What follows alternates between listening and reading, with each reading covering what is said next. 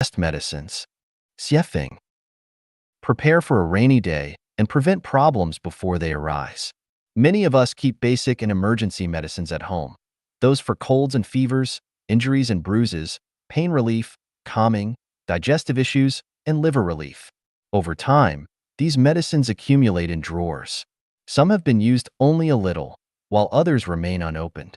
Every now and then, I find myself staring at expired medicines and wondering, which of them was truly the most valuable? Medicines are meant to preserve health and deal with emergencies. If a medicine is used, it means the body has faced some issue. If a medicine remains untouched, it signifies the body stayed healthy and free from any acute illness. In this light, even though some medicines have expired and used, the fact that they were never needed is the best outcome. A hunter venturing into the wild might carry something like Yunnan Baiyao in case of an animal bite, but in his heart, the hunter hopes he'll never have to use it, because needing it would mean serious trouble.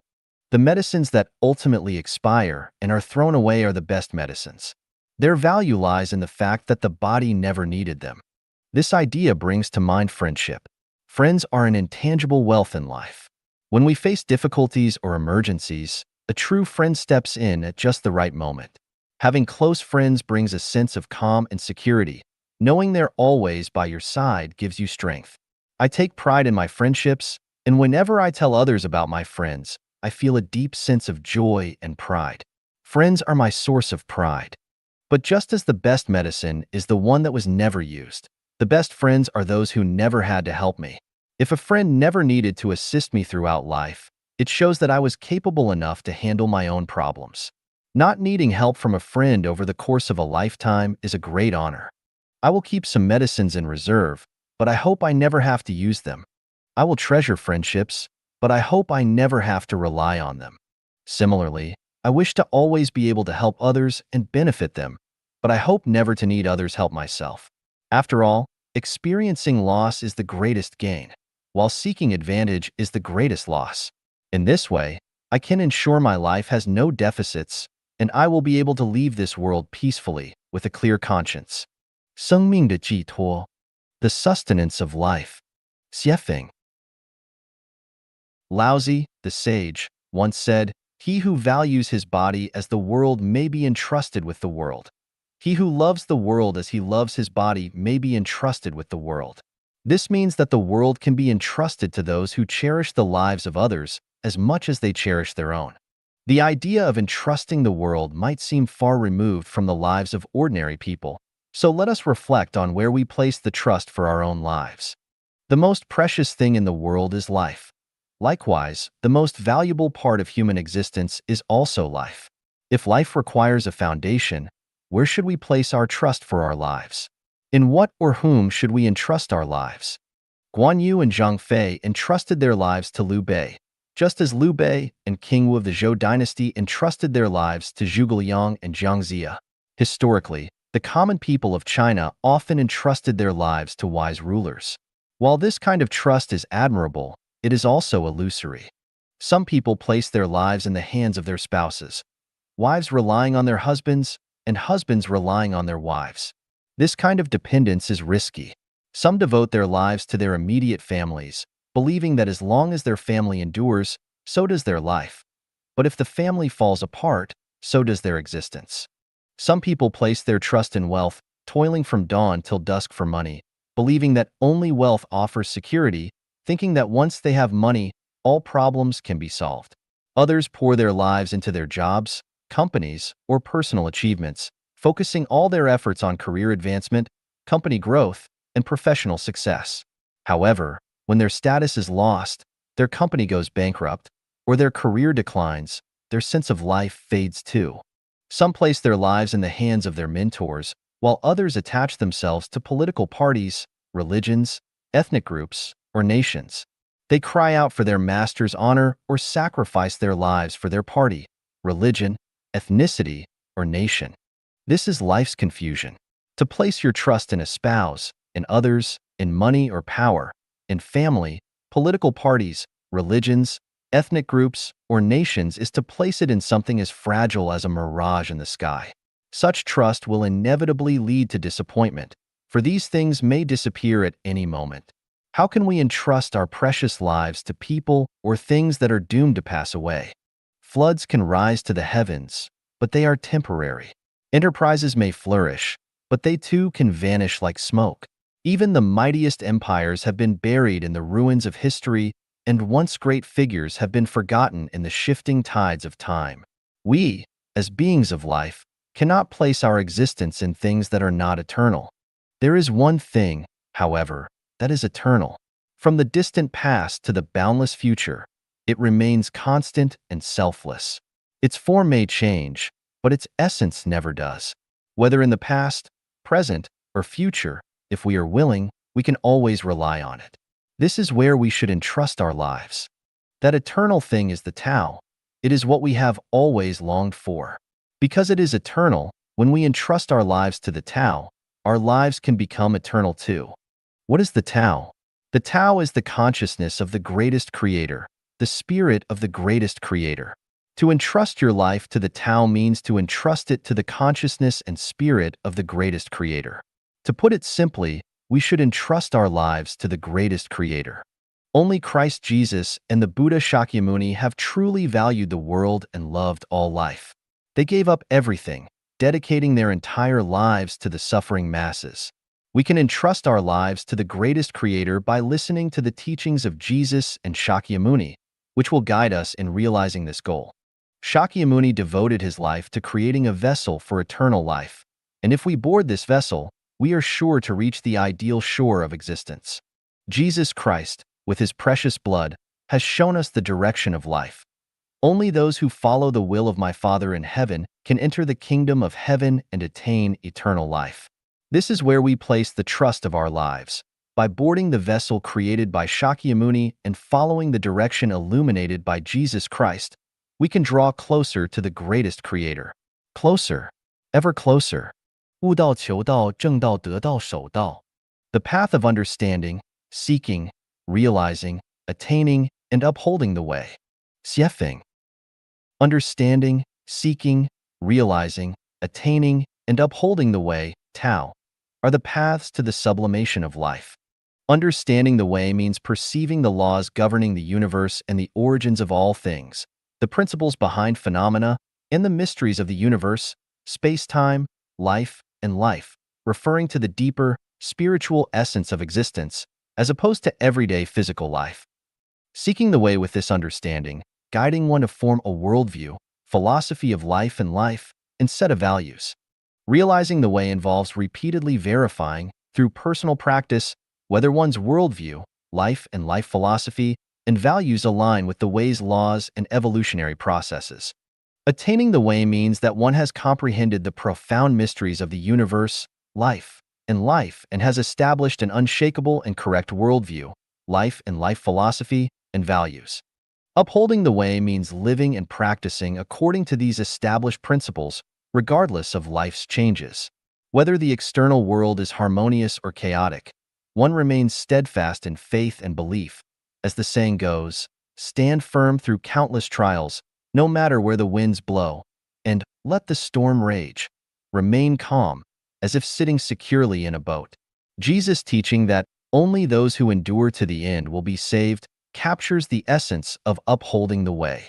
Life's journey is sometimes filled with sunshine and smooth sailing, but at other times it's stormy and filled with obstacles. At times, one feels as though they are riding on clouds in sheer bliss, while at other times, they face hardships and struggles. Some things come effortlessly, while other efforts end in vain. Even siblings born to the same parents may find their fates diverge wildly. University graduates from the same school may experience either smooth sailing in their careers or constant setbacks. Those adorned in silk and brocade are not necessarily the ones who raise the silkworms. A 3-year-old might sit on the throne, while warriors die far from home. A neighbor may enjoy lavish feasts and grand parties, while one's own home endures hardships and desolation. Is it fate? Is it luck? Who controls the destiny of this vast earth? Life's journey is full of twists and turns. Why do we say, man plans, but heaven decides?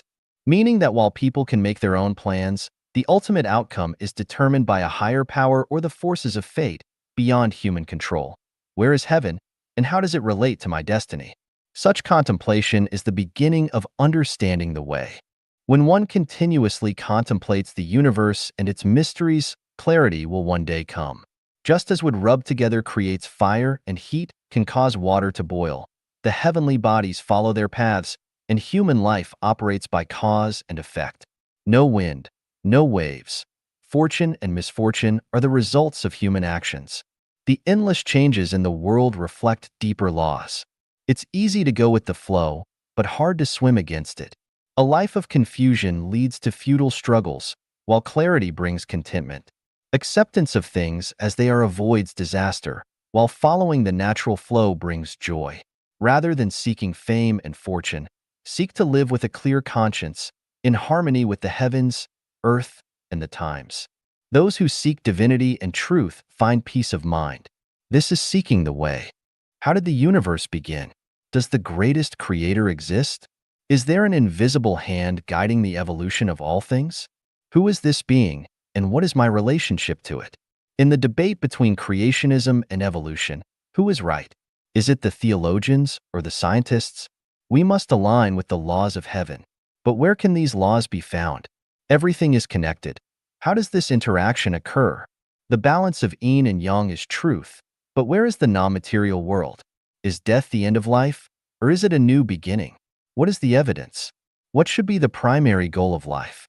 How do we prioritize our pursuits? How should we best manage our relationships with others, with society, and with nature? Those who explore these questions are engaged in realizing the way. Rope saws through wood, and water drops where a way stone. In time, progress occurs naturally, just as fruit ripens and falls when ready. Among 1,000 searches, I suddenly turned back and found her in the dim light. Diligence is always rewarded, and the gods favor the sincere. Suddenly, a flash of enlightenment connects everything. A pure heart invites celestial beings, and the universe becomes clear. One sees the mysteries of the greatest creator, glimpses the kingdom of heaven, and realizes that life is a journey, and the universe is infinite. One can now ascend to heavenly realms and reach the shores of bliss, living in eternal joy. This is the sign that you have attained the way. Day and night alternate, and demons, gods, and Buddhas are always close at hand. In yin, there is yang. In yang, there is yin. The higher the mountain, the greater the peril. The deeper one dives, the greater the pressure. There is no free lunch, and precious treasures are never cheap. The path to eternal life is narrow. One must give up attachments to this life to attain the divine. One must let go of the ego to cross the river of life. After attaining the way, challenges and temptations are ever present. Will you hold your ground until the end? If you can, you will emerge from the darkness into light. But a moment's retreat can lead to failure and wasted efforts. Attaining the way is easy. Upholding it is difficult. Always hold the hand of the greatest creator, listen to the teachings of Jesus and the Buddha, and follow closely behind the guide, lest the devil mislead you. This is what it means to uphold the way. This is the path to the sublimation of life, understanding, seeking, realizing, attaining, and upholding the way. John 180 度看风景如何? How about turning 180 degrees to see the scenery? Xiefeng. The troubles we face in life all stem from our own thoughts. When we can't figure things out, it's because we're tied up by mental knots. All suffering comes from our own mistaken perceptions, and every misfortune is of our own making. Ultimately, we are the ones responsible for our confusion, sorrow, and misfortune. When we reach a dead end, why not turn 180 degrees and see how the scenery changes? Very few people have never had suicidal thoughts. I've had them multiple times. Every time I felt like giving up, I'd think, I refuse to commit suicide. Let's see what happens next. With that shift in thinking, things would change. The next day, the sun would rise in the east again, the earth would keep spinning, flowers would still bloom, and life remained full of beauty. When someone I loved dearly left me and I felt heartbroken, I'd think, well, now I'm free. Reading a story without a period can be exhausting, and wandering endlessly in a valley prevents you from seeing the beauty at the mountain's peak. The mountains may not move, but the water does. Set your sights on the next goal and, wow, it's even more exciting than the last one. Chase it. Thinking about divorce? Go ahead. Who's afraid of whom? Without potassium fertilizer, can I still grow yellow carrots? Without your slim arms, do you think I, a strong mountain, would ever run out of firewood? At worst, I'll guard my empty house alone. If no one cares about me, that's even better. Maybe I don't want them to. Boss, you fired me? Fine. Just wait. Fortune changes. 6 years from now, you'll be working for me as my deputy manager. Child, you think your parents are a burden now? Fine. We, your parents, are here to repay our debts to you. Now that the debt is settled, we won't worry about each other anymore. Even if we die in the fields, who cares if crows take our bodies or wolves devour them? We'll ascend to the celestial realms. Let's see how you'll manage then. You say God wants to punish me? Kid, don't threaten me. Let God come speak to me directly. Slandering the Buddha sends you to hell, you say? Have you ever seen the Buddha? Just returned from hell? How else would you know? You're possessed by a ghost, you say? No, I think you are the ghost.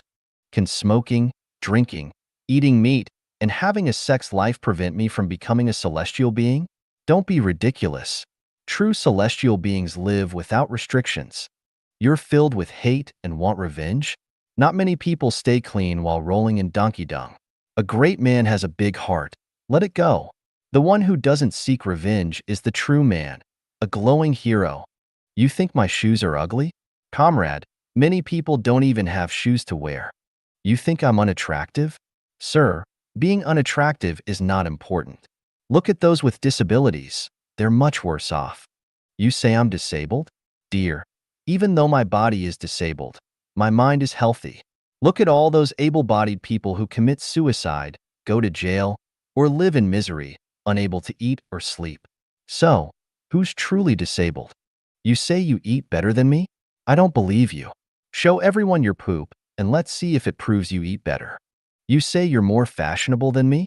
I don't believe you. Take off all the metal around your neck and ears, wash your hair and face, and let's see how you look without clothes. You say you're richer than me? I don't believe you. Let's measure how much larger your sleeping space is compared to mine. You say you have more power and status than I do? I don't believe you. Let's meet again in 100 years and see. You claim to be more famous than I am? I don't believe you. Let's take a magnifying glass and find out where your fame lies. You say you own a lot? Maybe so, but let's see who worries about bills at the end of the month. Let's see who sleeps more soundly. Worried because your child didn't get into college? We don't need to compare our weaknesses to other strengths. Comparison between people only causes frustration. Let's compare health, filial piety, stability, and the suicide rates of college graduates versus ordinary people. Let's see who lives a more peaceful, harmonious life. Your husband is cheating and you're upset? Let him cheat. Let him fly away. Let's see how far he can go. Besides, there are no men who don't cheat. Just make do with him. Your wife is having an affair and you're angry? Pull out the radish. The pit remains. As long as her conscience is still there, just make do with her. In short, when you find it hard to figure things out, try shifting your perspective and see how it looks from another angle. Of course, if you insist on overthinking and driving yourself into a dead end, you'll only end up suffering in silence. 转识气质登堂入室. Transform consciousness and abandon wisdom. Entering the hall of life. Xiefeng. Entering the vast garden of Buddhism, the myriad of terms and concepts can leave one overwhelmed. To the average person, it seems profound and incomprehensible. To the enlightened, it feels tedious and convoluted. To philosophers, it becomes a playground for manipulating concepts, while for scholars of religion, it provides rich material for writing papers as they wander through a maze of ideas. Buddhism speaks of transforming consciousness into wisdom. Consciousness refers to the 8 types: eye consciousness, ear consciousness, nose consciousness, tongue consciousness, body consciousness, mind consciousness, manas consciousness, and alaya consciousness.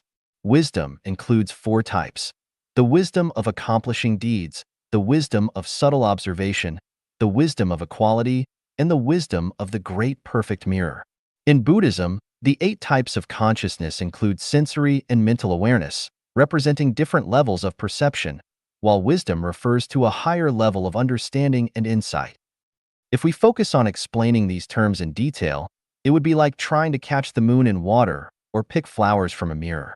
Laozi advises us to abandon sagacity and discard intelligence, and Buddhism calls for transforming consciousness into wisdom, which can be understood as changing one's mindset or perspective and letting go of excessive intellectualization in favor of spiritual awareness.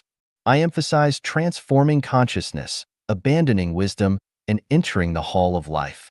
The vast texts of Buddhism ultimately revolve around just 2 words: transformation of consciousness.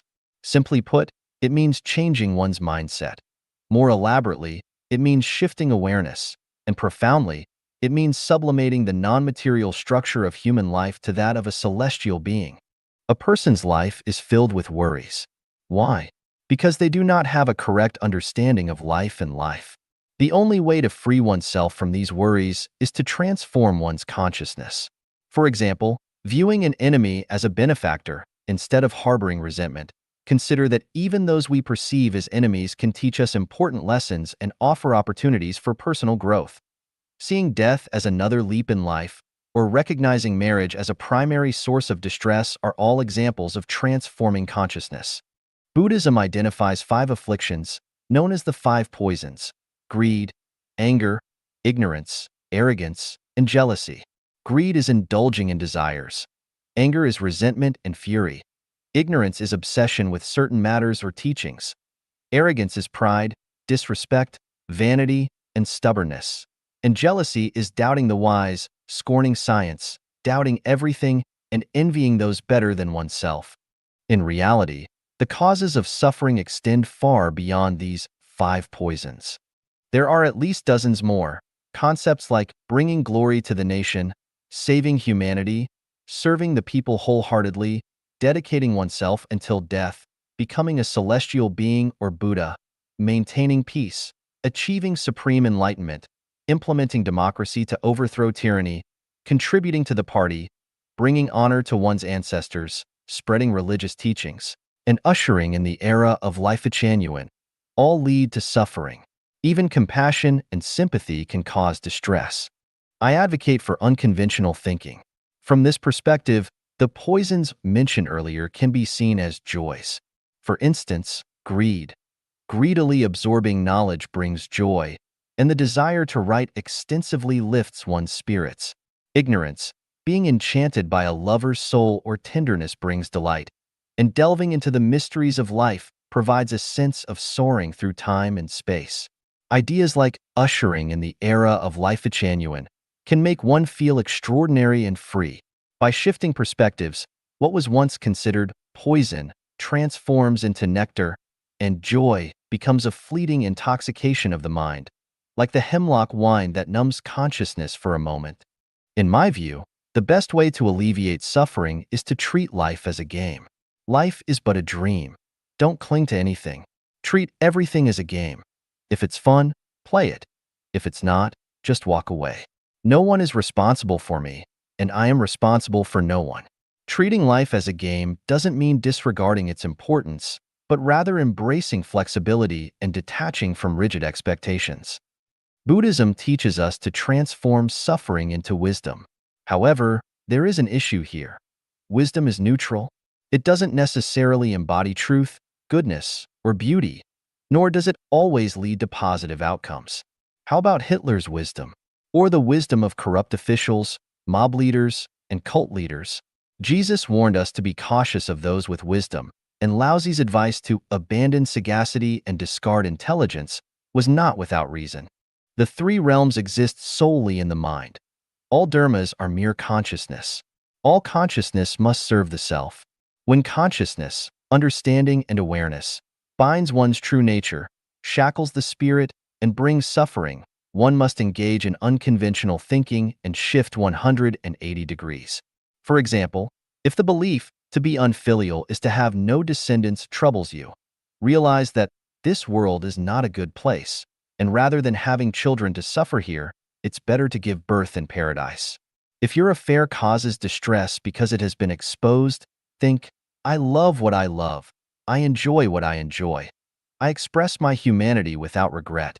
An affair shows I have feelings. Without feelings, heaven shows no sympathy. In 100 years, we'll all be buried under grass. Life leaves no regrets. Wisdom is a product of human thought, not the source of spirituality. Greed can cloud wisdom, and too much wisdom can confuse the heart. The more wisdom one has, the more lost they become. It is better to abandon wisdom and revere spirituality. Spirituality is the gateway to life, and the non-material structure of life is its inner sanctum. Transform consciousness, abandon wisdom, awaken spiritual awareness, and you can enter the hall. You will then be free to roam the infinite mysteries of life and experience the vast expanse of existence. Are you still troubled? 同于道者道亦乐得之. One who is in harmony with the Tao likewise delights in him. Xiefeng. All things follow their kind. All people follow their hearts. All hearts follow their spirits, and all spirits follow their masters. This is the way of the universe. What belongs to gods returns to gods. What belongs to demons returns to demons. What belongs to Buddhas returns to Buddhas. What belongs to devils returns to devils. What belongs to humans returns to humans. And what belongs to ghosts returns to ghosts. This is the natural order of things. Those destined for heaven go to heaven. Those destined for hell go to hell. And those of the human world remain in the human world. The heavenly net is vast and all-encompassing, loose yet never missing anything. Those who align with the Tao delights in them. Those who align with virtue delights in them. Those who align with thieves delight in them. Those who align with greed delights in them. Those who align with masters delight in them. Those who align with servants delight in them. Those who align with celestial beings delight in them. Those who align with ghosts delight in them. Whatever one aligns with will gladly accept them. The human world serves as a transit station for life from both higher and lower realms, which is why everything exists here. Gods, Buddhas, celestial beings, humans, as well as devils, demons, monsters, and ghosts. These beings, each fulfilling their roles, come to the human world to guide their respective souls back to where they belong. Those who can become gods are as rare as phoenix feathers and unicorn horns. Those who can become Buddhas are as few as morning stars. Those who can become celestial beings can be counted on one hand. Those who can become humans are abundant and visible everywhere. Those who can become devils are as sparse as desert plants. Those who can become demons are 1 in 100. Those who can become monsters are widespread. And those who can become ghosts are shockingly numerous. As night falls, cows return to their stalls, sheep to their pens, birds to their nests, and beasts to their lairs. The great cosmic adjustment of life has begun. What belongs to the greatest creator returns to the greatest creator. What belongs to Caesar returns to Caesar. What belongs to emperors returns to emperors. What belongs to temples returns to temples. Now is the swift harvest period, and messengers from all realms are working to gather their respective crops. The computer network has become the primary means for this rapid collection. Those who love money will be claimed by money. Those who love power will be claimed by power. Those who love pleasure will be claimed by pleasure. Those who love fame will be claimed by fame. Those who love spiritual matters will be claimed by spirits. Those who love material things will be claimed by possessions. Thieves will be claimed by their stolen goods. And those who indulge in desires will be claimed by their lusts. At the busy crossroads of life, some cry, some laugh, rushing around without knowing where they're going. When the moment of truth arrives, all will become clear. Those with supreme love will ascend to super celestial beings. Those with ultimate goodness will ascend to Buddhas. Those with supreme joy will ascend to deity celestial beings. Those with supreme health will ascend to land celestial beings. Those with supreme kindness will ascend to human celestial beings. Those with supreme loyalty will ascend to nobility. Those who are filial will be reborn with great blessings. Those who are impartial will return to the human path. Those who accumulate virtue will be reborn wealthy. Those with muddled minds will descend into the animal world. Those who are indifferent will descend into the plant world. Those with malice will fall into the ghost world. Those who are domineering will descend into the frozen hell. Those who are cruel will descend into the inflamed hell. Sang san ruasoi. The highest goodness is like water. Xiefeng. Water nourishes all things without competing with them. It cleanses dirt, purifying all things, yet does not seek the highest place. Water takes the shape of its container, whether square or round, helping others without complaint. It transforms into clouds, soaring across the sky, indifferent to mountain peaks or valleys, plains or deserts, making its home everywhere without regret. Water is soft and humble. It flows when it can, rests when needed, sings when it should, and remains silent when appropriate. It changes form endlessly but never departs from its essence. In motion or stillness, it always returns to its source. The highest goodness is like water. Water is close to the Tao, embodying its qualities. Those who seek goodness should learn from water. Those who pursue the Tao should learn from water. Life comes from the Tao and returns to the Tao. Since the Tao shapes both my body and nature, I should fully express my inner light, dedicating myself to my parents, children, siblings, society, and nature. Give without expecting anything in return. Help others cleanse the dust from their hearts with sincerity and love. Let others benefit and willingly take the lower position. Whether dealing with benefactors or enemies, acquaintances or strangers, as long as it brings good to others, help them without judging their faults or mistakes. If wronged or misunderstood, so be it. Just fulfill your responsibilities without complaint. After giving, don't focus on whether or not you receive anything in return, because we trust that the Tao does not shortchange anyone. Water's nature is cool and gentle. Though it sometimes flows with mud and sand, its purity remains. When stirred, it becomes murky, but that's no problem. Once still, it quickly returns to its pure nature. People in society are the same, sometimes caught in confusion or mixed with the mundane. The wise may be mistaken for the foolish or worldly, but it's no matter. When the turbulence subsides, as long as we are grateful to the greatest creator, revere the greatest creator, life, and nature, and walk the path of the greatest creator, the dirt that stains us will soon be washed away, and our pure nature will re-emerge. Rigid things break easily, and what is strong eventually ages. Tender willow branches sway gracefully with the wind without losing their beauty. The soft branches don't easily break under the weight of snow. A sword may slice through water, but the soft water does not die. Mountains may crumble, but rivers and seas are not easily severed. The soft overcomes the hard, while the hard struggles to conquer the soft. A dam may block water, but eventually, water will break through. Thus, expressing gentleness often benefits both oneself and others. Who can destroy water? Who can truly harm water? Who can live without water? Who does not depend on water? The highest goodness is like water. If a person can be like water, they will be one with the Tao and enjoy an endless, flowing existence. 上至无形, the highest wisdom is formless. Xiefeng. Incomparable giving is superior to giving treasures, even if they were as numerous as the sands of the Ganges. This was said by the Buddha Shakyamuni. Blessed are those who store treasures in heaven, who serve the greatest creator with gentleness, compassion, and a pure heart, for their reward in heaven is great.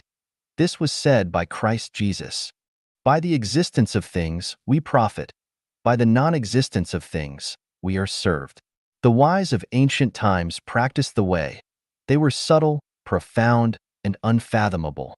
The good traveler leaves no tracks, the good speaker makes no blunders, the good reckoner needs no counting rods, the good closer requires no bolts, yet none can open what he has closed. The good binder needs no ropes, yet none can untie what he has bound. This was said by Laozi. Consciousness creates reality and holographic consciousness, which suggests that everything is interconnected, and this interconnection drives the movement of the universe, rotates the universe. This might have been said by Xiefeng. The skilled swordsman carries no sword. Those who appear still and unassuming can drive away armies without fighting. No one dares to touch a wire charged with 1,000 volts of electricity due to its invisible potential. True experts conceal their abilities. Much like barking dogs don't bite, noisy people online achieve nothing. A beautifully embroidered pillow may look good, but inside, it's filled with straw or bran. Some scientists' minds can rival a million-strong army. A mountain need not be high to be famous if it holds a celestial. Water need not be deep if it has a dragon. No matter how curved your eyebrows are, how red your lips are painted, or how much platinum dangles from your ears, true grace will not shine through. No matter how much money you have in the bank, how good your car is, or how impressive your bodyguards are, true grace cannot be shown. No matter how many books line your study or how brightly the flowers bloom on your windowsills, even if you drink the finest tea, you won't utter words of wisdom. Sparrows can sometimes fly higher than eagles, yet they remain sparrows. There's no escaping it, because the highest wisdom is formless. Some entertain themselves with birds, some with money, some with sports, and others with social interactions. Some play games, others bungee jump. Some play with cars, others with power. But none of these can compare to playing with thoughts, for the highest wisdom is formless. Some people decorate their bedrooms, some package themselves, some put on shows, others focus on image building. Some fuss over hairstyles, others over brand names. Some try to appear profound, while others work hard to show their depth. Rather than all this, it is better to refine and adorn your heart, for the highest wisdom is formless. Some rush to famous landmarks, some exhaust themselves traveling between mountains and rivers. Some travel great distances to watch a game, while others dream of going to the barren moon just for a look. Why run around? The most beautiful scenery is found in consciousness, for the highest wisdom is formless. Some people bring toys home from the store for their children. Some force their kids to learn piano, painting, dancing, or martial arts. Some meticulously dress their children, while others wear themselves out worrying about their children's degrees, status, marriages, and families. Instead of this, it's better to help children develop kind and loving hearts, for the highest wisdom is formless. Some build temples, some make Buddha statues. Some kill sheep for sacrifice, while others climb mountains to burn incense and bow their heads. Some recite prayers with little thought. Why all the trouble? The Buddha resides within the heart. Calm your mind and sincerely worship the Buddha within you. Let yourself become a Buddha and help your parents, children, neighbors, friends, and colleagues become Buddhas. This brings far greater merit, for the highest wisdom is formless. Some carefully select burial sites. Some sincerely invite feng shui masters to plan auspicious grounds. Some pay attention to the azure dragon, white tiger, and black tortoise. While some scheme day and night for sudden wealth, you do better to cultivate your heart as an auspicious place. A good heart creates good feng shui. A bad heart creates poor feng shui, for the highest wisdom is formless. Some are ignorant, some are clever. Some are born naturally beautiful, while others are born ugly. Some are born into wealth, while others struggle to survive in the cold. Some become famous with a song, while others labor in laboratories for years, accomplishing nothing. Some live long and die peacefully. Others die young, cut down by illness in their prime. What can be done? The highest wisdom is formless. It cannot be ignored. The power of the Tao is infinite, and the power of the law is boundless, yet we cannot see it because it is formless. Some have no worries about food and clothing yet frown all day, while others, with only a thin piece of land, smile all day. The Prophet Muhammad told us, true wealth is found within the soul. But where is this richness in the soul? We cannot see it, for it is formless. Lesser wisdom is trapped by form. Middle wisdom is caught up in busyness. Greater wisdom may seem foolish to others, but the highest wisdom is formless.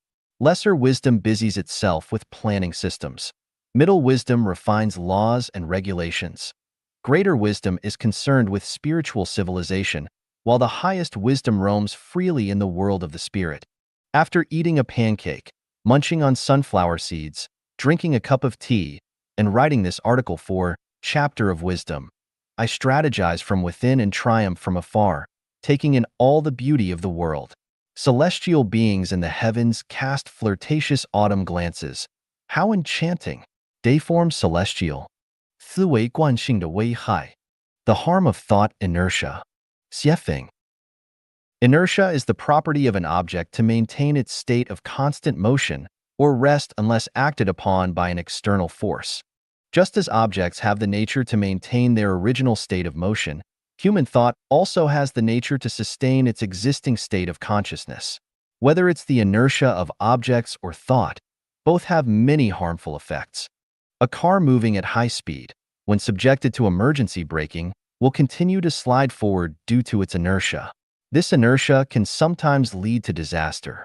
In today's rapidly changing world, people's thoughts and consciousness, due to thought inertia, tend to cling tightly to outdated ideas, instinctively rejecting the emergence of new thoughts.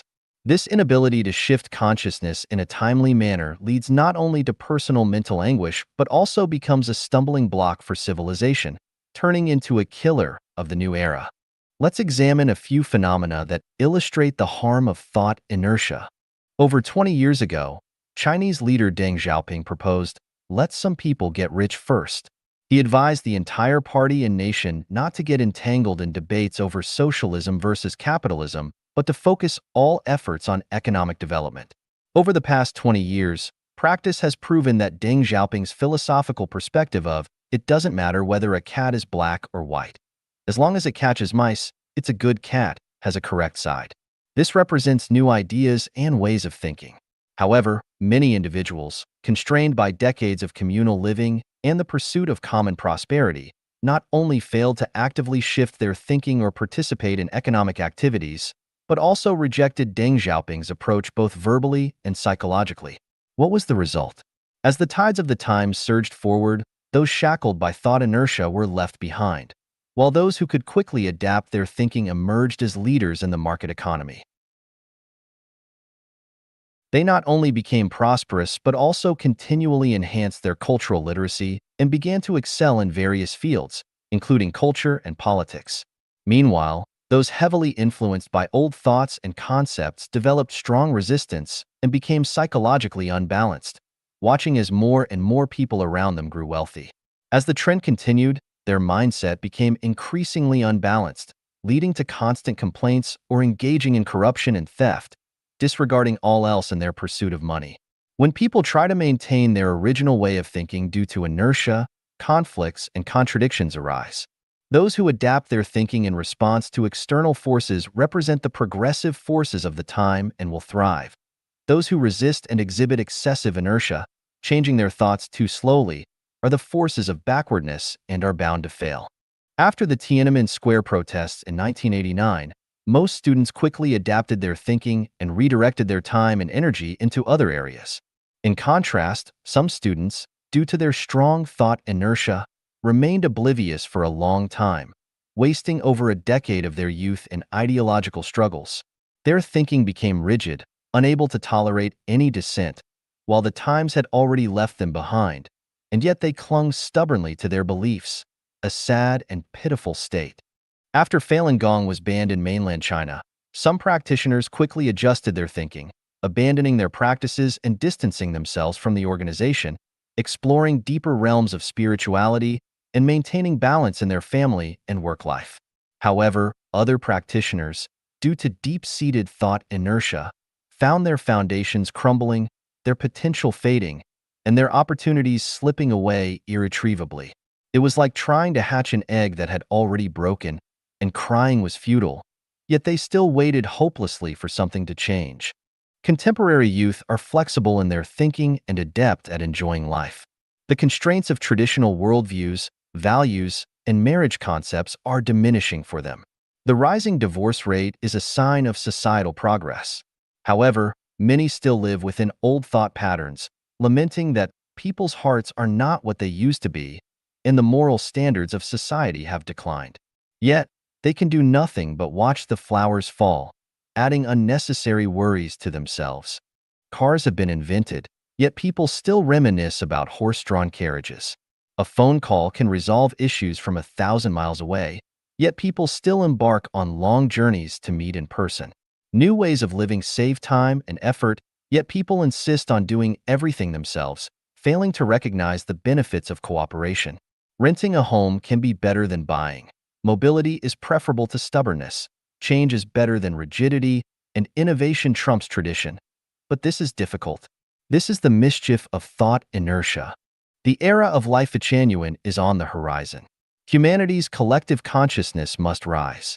Those who do not harmonize with the main theme of the times or resonate with the ideals of the new era will face significant risks of elimination and purification. If one does not swiftly adapt their thinking and remains entangled in the old nests of nation, religion, political party, and family, struggling in exhaustion against the turbulent waves, what will the outcome be?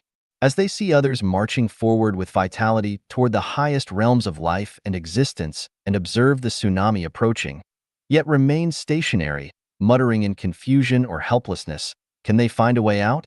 Everyone has a side that is kind, and everyone yearns for a beautiful life. Yet many have never realized that their own suffering and backwardness are entirely the result of their thought inertia. Habit becomes nature. Everyone has laziness and a parasitic mindset seeking easy gains. However, the way of heaven rewards diligence, and the tides will sift the sands. Today's river is not yesterday's river, and tomorrow's earth will not be today's earth. China's Great Wall cannot block the winds from the west, and old vessels cannot contain new wine. To avoid being eliminated and purified by the tides of the times, one must reduce thought inertia, swiftly adapt their thinking to the changes of the era, let go of the self, abandon ego, and resonate with the thoughts and consciousness of the new era, experiencing a rebirth and bravely entering an entirely new epoch. 秀才不出门, the scholar stays home. 写评. The ancients said, a scholar may not leave his home, yet he knows the affairs of the world. Laozi said, without leaving home, one can know the world. Without peering through the window, one can see the way of heaven. The farther one travels, the less one understands. Therefore, the sage knows without acting, sees without looking, and accomplishes without doing. This is quite fascinating. Sitting in front of a computer connected to the internet, one can almost know everything happening in the world. Without traveling, one can appreciate the beauty of the world. Without going to the cinema, one can watch films. Without attending concerts, one can listen to beautiful melodies and singers' voices. Without meeting face-to-face, one can chat freely. Without rushing about, one can complete transactions. Without going to the post office, one can instantly send messages to others.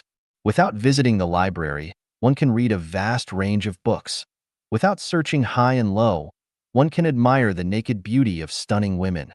Without physical contact, one can make love with the person they desire. One can not only know the world without leaving home, but also gain from it. Marvelous. The farther one travels, the less one knows suggests that the farther one rushes outward, the less one actually learns, which seems to contradict the saying, read thousands of books and travel thousands of miles. So, which perspective is correct? Read 10,000 books, and your writing will flow with divine inspiration, and by traveling extensively, one learns about shortcuts. This advice, however, is aimed at the general populace. I agree with Laozi's perspective.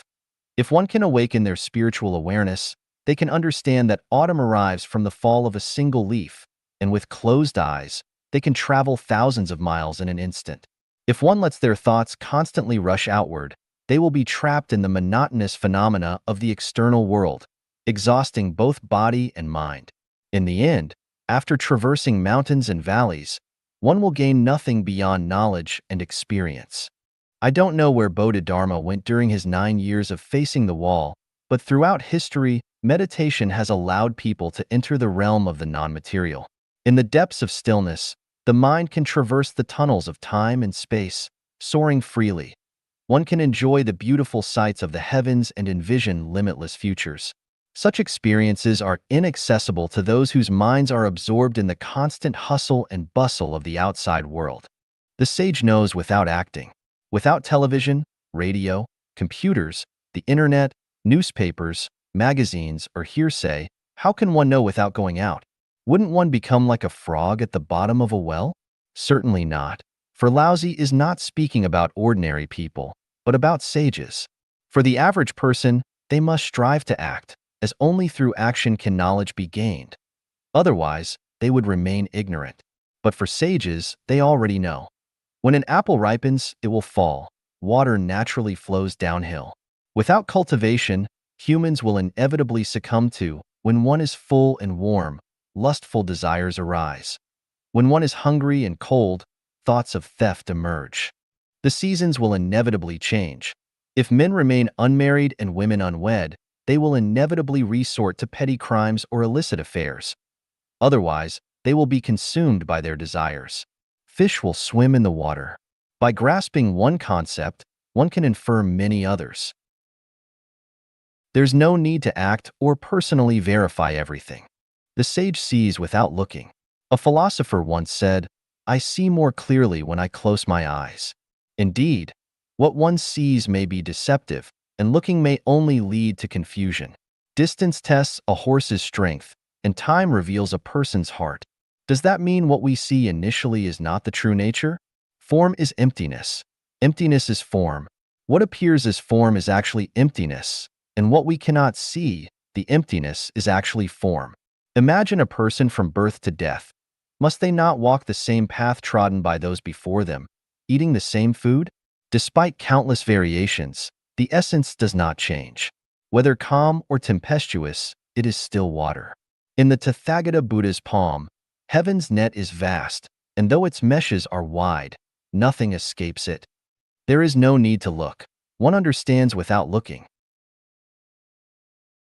I may be occasionally arrogant and tell someone, without my guidance, you will never escape the cave of the silken web.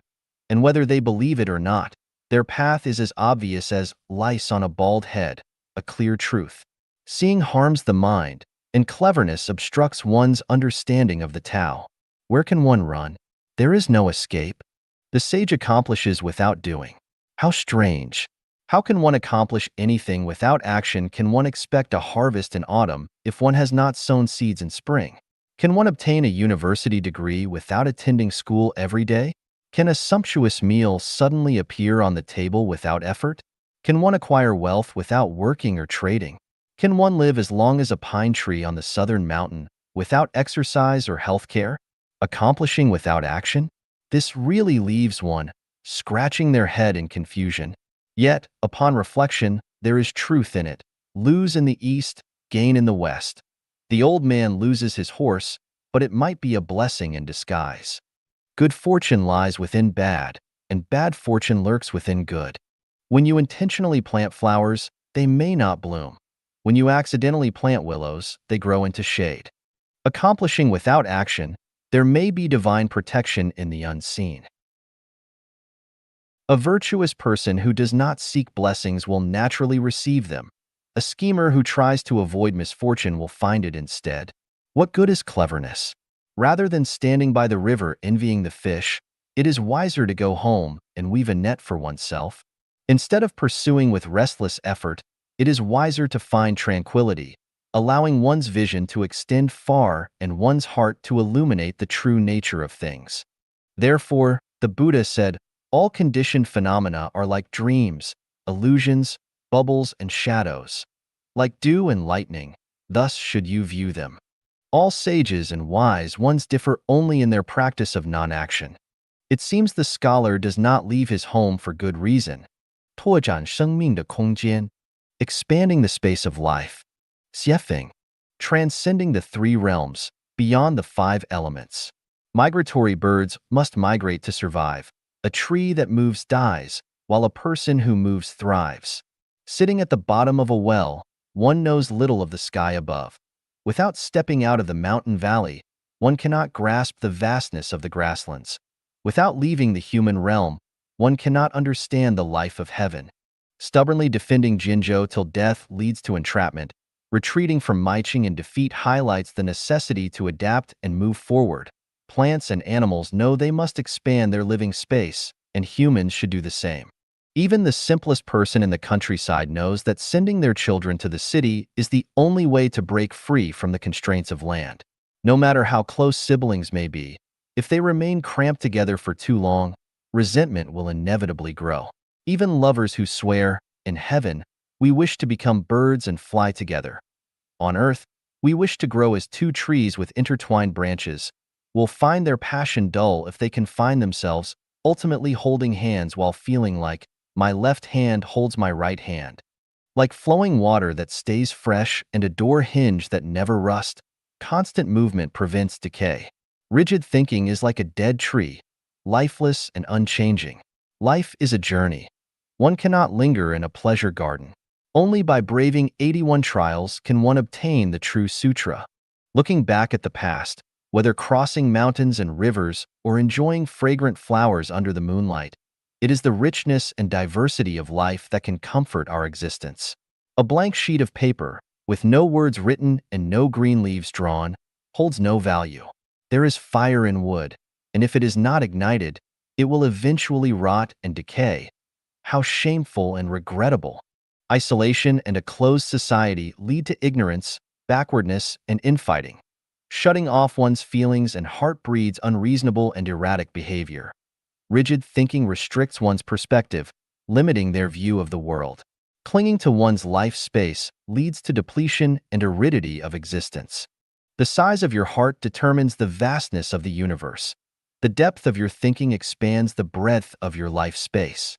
For the Life-Genuine Celestials, our life space encompasses not just the human world, but also the 1,000-year world, the 10,000-year world, and the celestial islands continent of the Elysium world.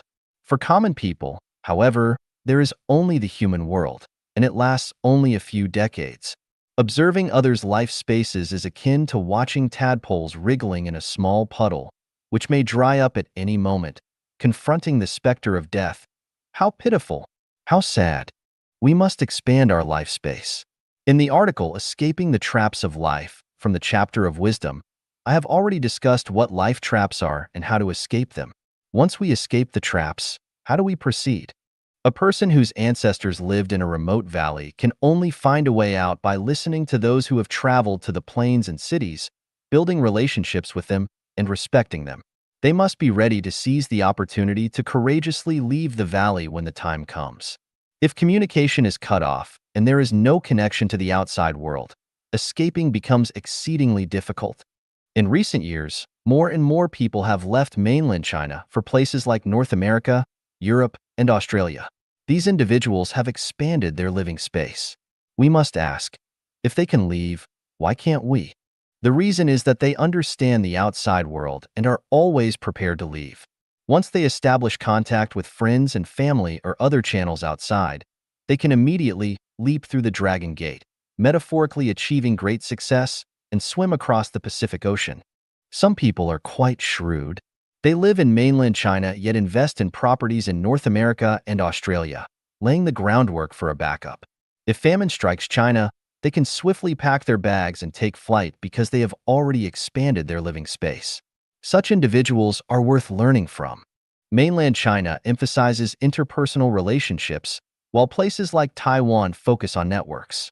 I have discussed the 3 elements of changing one's destiny, and relationships, or networking, is one of them. Expanding our living space relies on these connections, but to ascend to higher realms of life, we must let go of earthly ties and connect with celestial beings. How do we interact with celestial beings? Where are they?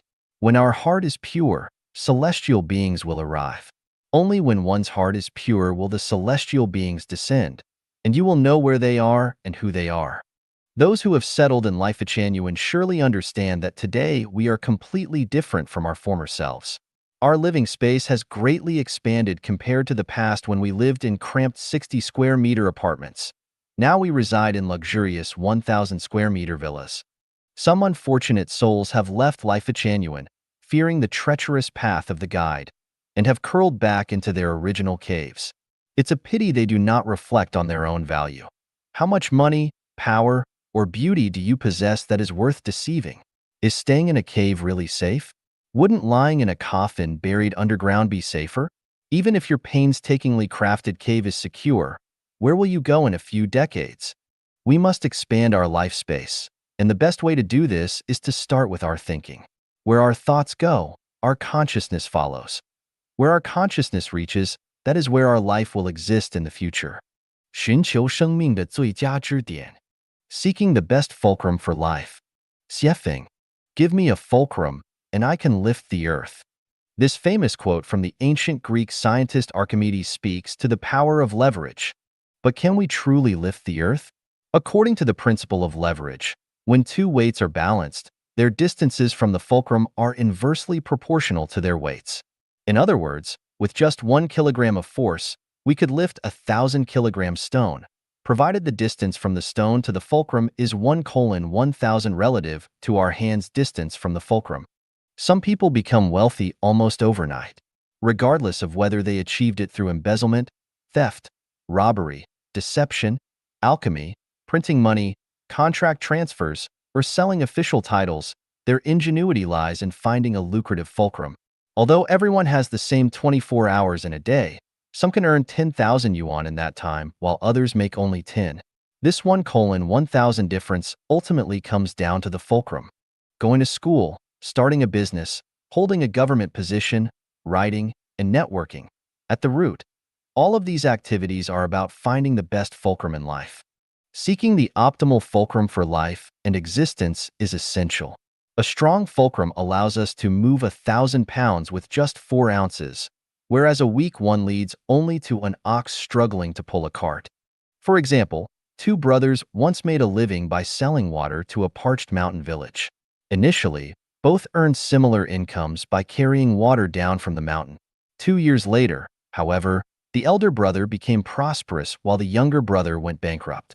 The reason was that while the younger brother only knew how to carry water, the elder brother ingeniously used bamboo pipes to bring water directly from the source to the village. During the gold rush in the American West, one person found wealth by making cowboy workwear, a different approach to the same goal.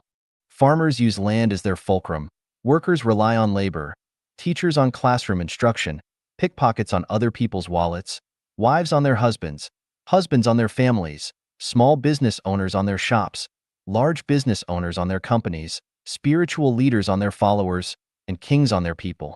Everyone has a fulcrum. The principle of leverage in life is to achieve maximum results with minimal time, effort, and investment. Jesus warned us, even if one gains the whole world but loses their life, what good is it?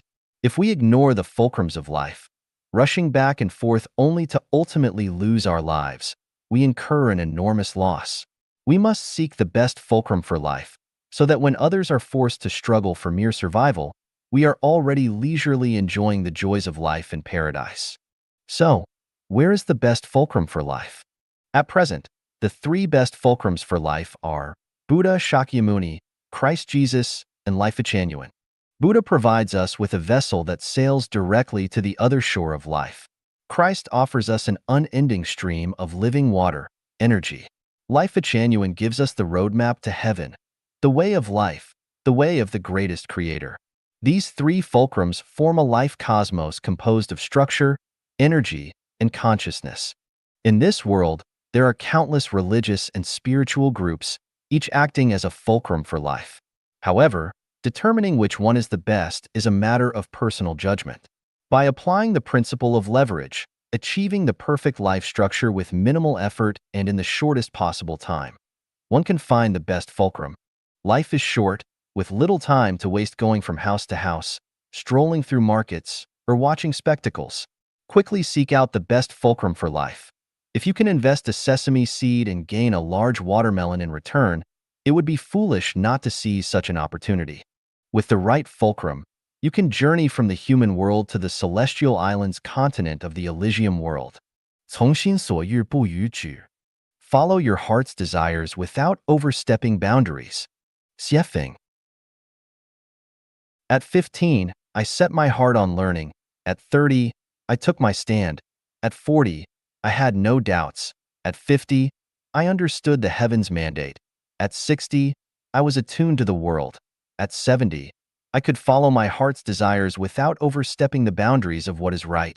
This is Confucius's theory of the stages of life.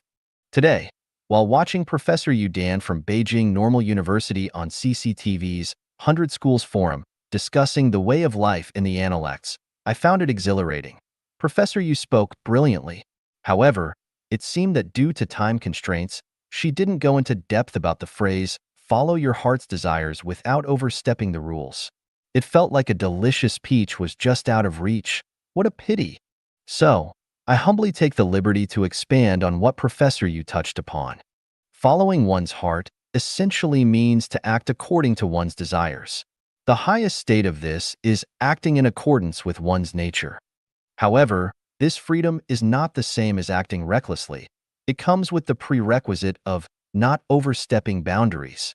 The word overstep means to surpass or exceed, while boundaries refer to a standard, measure, or law.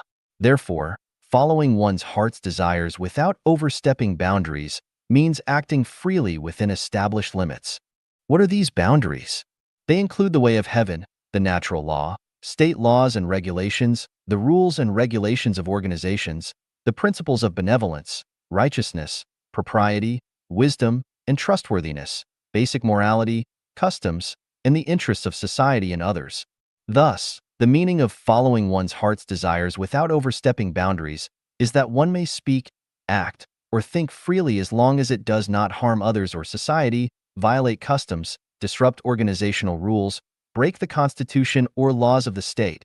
For party members, the party's discipline. For believers, the rules of their faith.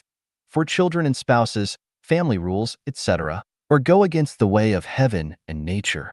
Furthermore, it means adhering to the daily conduct expected of a gentleman within the scope of virtue, morality, benevolence, righteousness, propriety, wisdom, trustworthiness, loyalty, filial piety, modesty, patience, and humility. By the time one reaches 70, they should ideally have attained the state of following one's heart's desires without overstepping boundaries. This was the realm Confucius strove for throughout his life.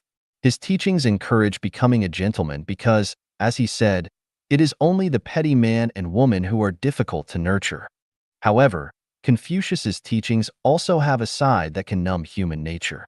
If everyone in society followed Confucius's ideal standards, we would indeed have a society where gentlemen show loyalty to their rulers, fathers are kind to their children, brothers love their younger siblings, husbands are harmonious with their wives, and all people care for one another.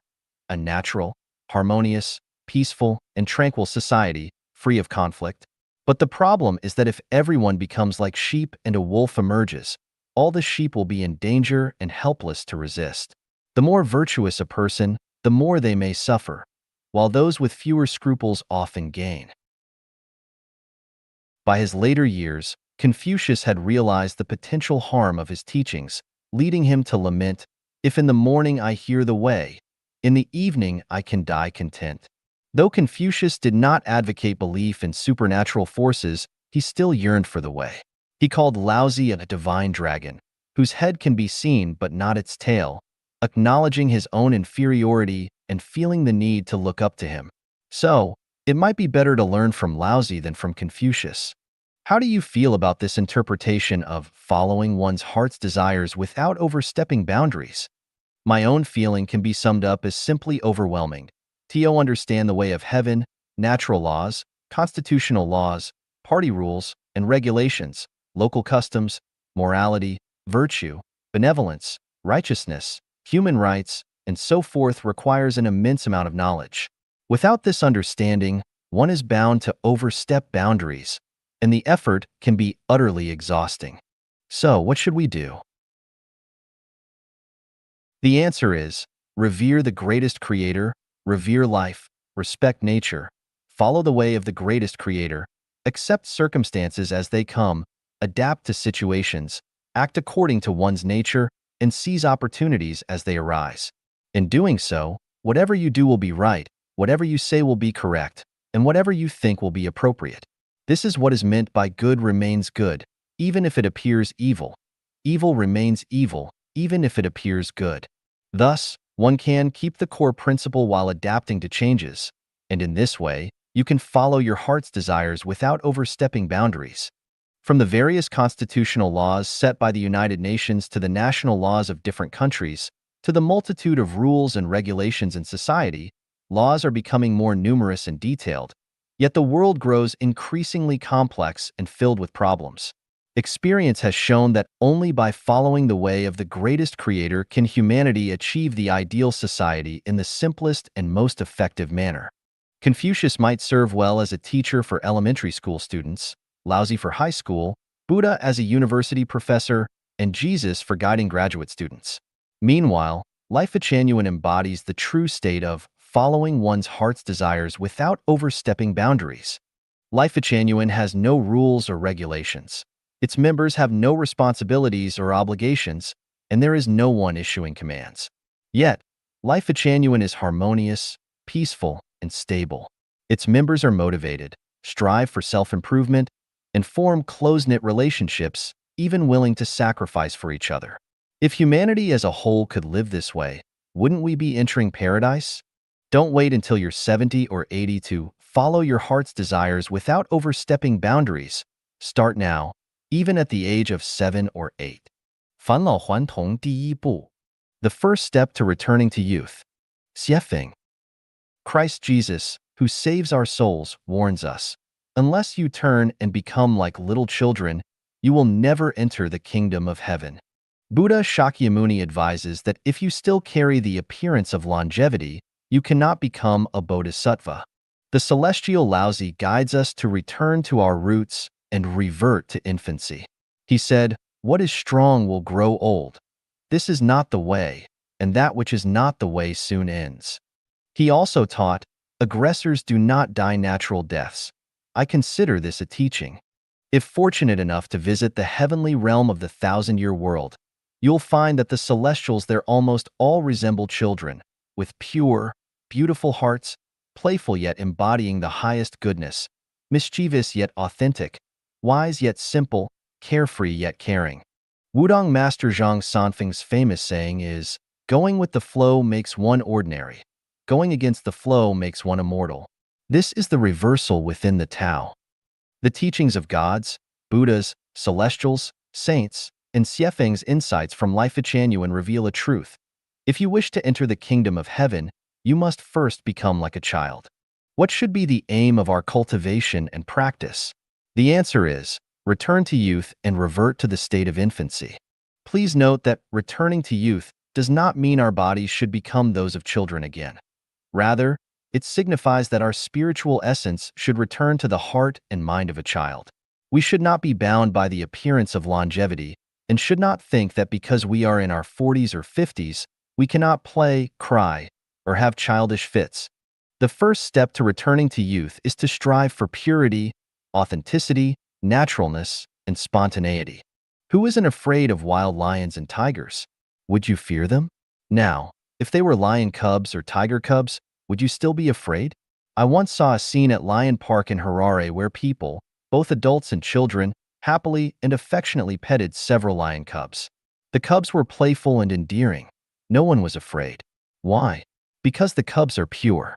Have you heard the story of the wolf children? Babies raised by wolves. Would you dare to go to a wolf's den to be raised by wolves? Why not? Because the babies are pure, while you have lost that purity.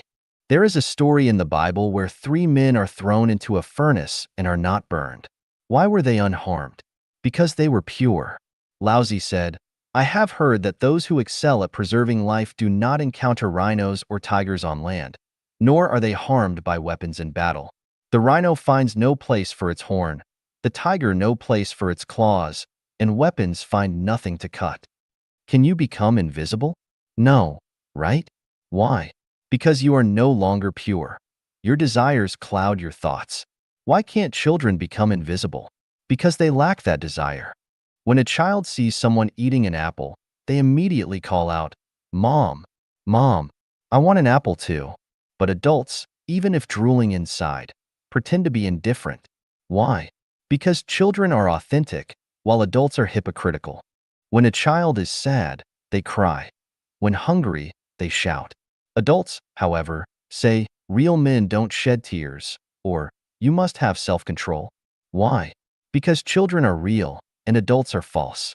When someone sees a beautiful woman, they may instinctively look twice and say, "She's beautiful." Others may feel an itch, wishing to take her as a second wife, yet sarcastically mock that person for their lack of taste, calling them superficial. Why? Because the first person is genuine, while the second is hypocritical.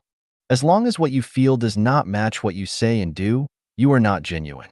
When it snows, little Mau Mau and Jiajia next door play joyfully in the snow, even touching Jiajia's rosy cheeks, two innocent children.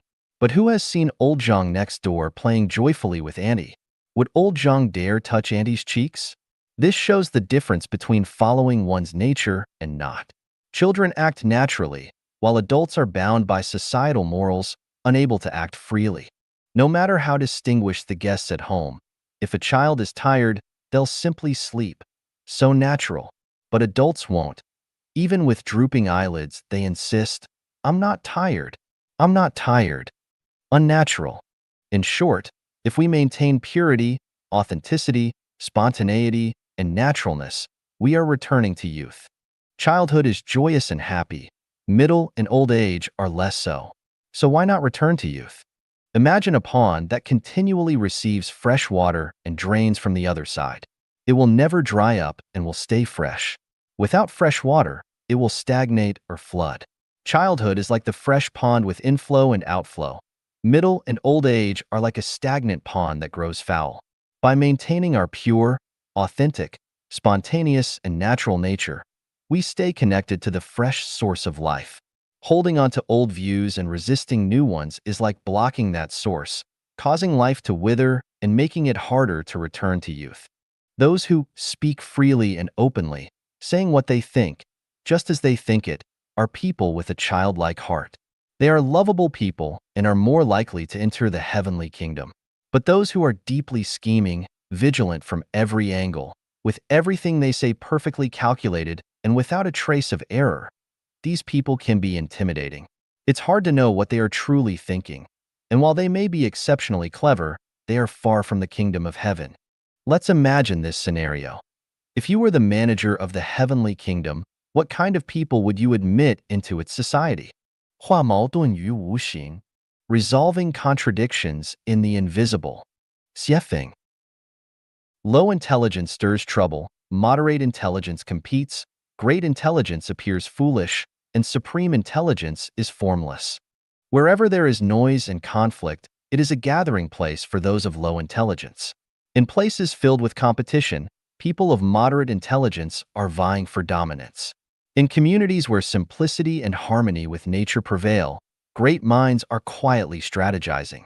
And in nations marked by peace and prosperity, the true masters remain unseen, metaphorically playing with mud. The signs of low intelligence are as follows.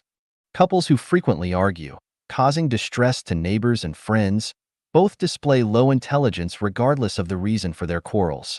Siblings and friends who bicker publicly show signs of low intelligence.